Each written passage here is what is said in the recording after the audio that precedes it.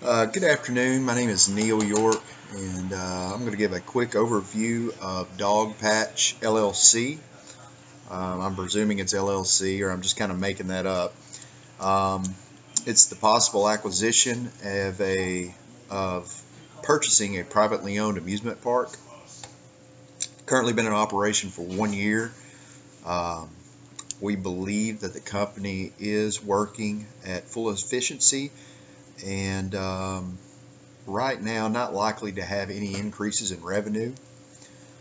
Um, I guess the one thing that I like to think about as far as an opportunity like this is that there is always a newness effect, meaning that um, people in general are more likely to find appeal in a brand new amusement park. So I think that its current market value is probably at a peak versus its future intrinsic value. I think that people always want to check out something at first, but are probably less likely once the newness wears off to want to make repeat visits. Currently, cash flow wise, has pretty strong balance sheet. Now, granted, everything's brand new. Looks like the accumulated depreciation is basis a 10-year schedule. Once again, we're looking at a 5-year projected income statement, and it's all basis year one. It's hard for me to really feel confident that it's going to be able to continue to keep this type of revenue of 6.2 million. I think that cost of goods will have a likely negative impact because as you have plant property and equipment, years 2, 3, 4, and 5, there will be some type of increased maintenance. The machinery, just will have. It's hard to anticipate what, but you can anticipate something will break and something will happen. Looking at the threats of entry, this is something that you don't really just see a whole lot of amusement parks. The liability standpoint of insurance, just accidental insurance, just things that may or may not happen, prevents a lot of market entry, in my opinion. So I don't think we have a real big threat of new competitors coming in. I would imagine that the bigger amusement parks, such as the Six Flags or Disney Worlds, they pretty much have a very dominant staying power. They're branded, they're iconic. They've been around for multiple decades.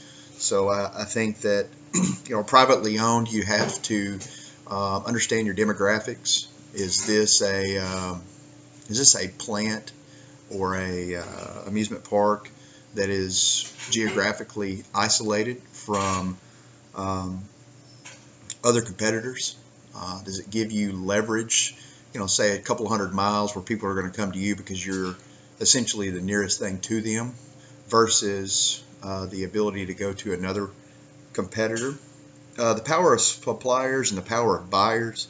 I think it's pretty important to understand that when you're operating equipment that is specialty equipment such as roller coasters, amusement rides, carousels, all the things that you traditionally find at a amusement park, you're going to have a more narrow scope of suppliers. So I think that understanding that should be very important. I think that getting some type of marketing agreement in place before you have a potential purchase.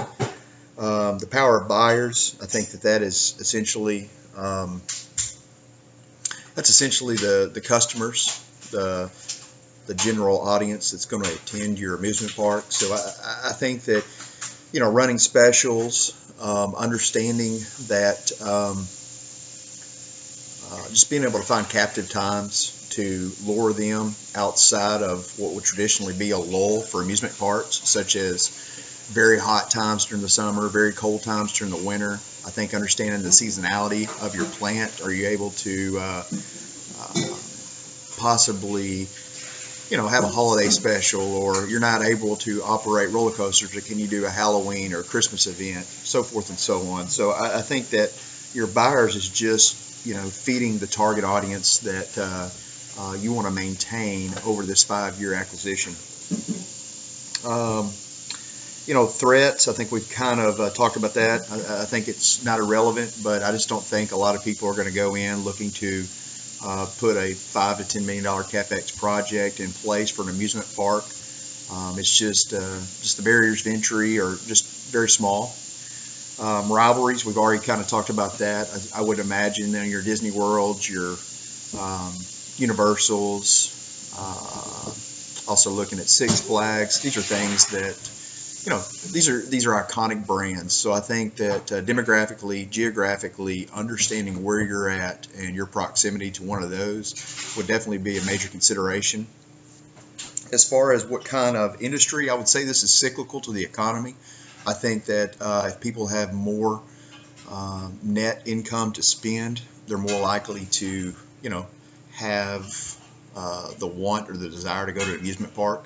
I know that working families such as myself, the first thing we're going to do is just look at paying the bills, clothing, essentials outside of that.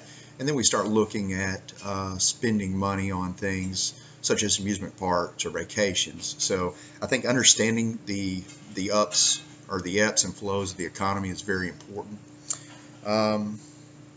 I don't see any other things that that just stand out on top of this potential acquisition. As far as cash, seems to be, year one very strong, but like I say, I don't know what that looks like year 2, 3, 4, and 5 as the newness, the appeal, the sticker shock wears off with the general audience. One thing I do like is that the retained earnings, the increase in equity year on year should help maintain a strong cash portfolio. Outside of that, herding may be a possible avenue that we could utilize. Try to run our specials when some of the bigger brand names, i.e. Disney, Universal, we could use our marketing campaign to just simultaneously coincide with them, and just kind of use the local appeal, or hey, we're your local, safe, friendly amusement park in your backyard. I think that that's something we could look to do.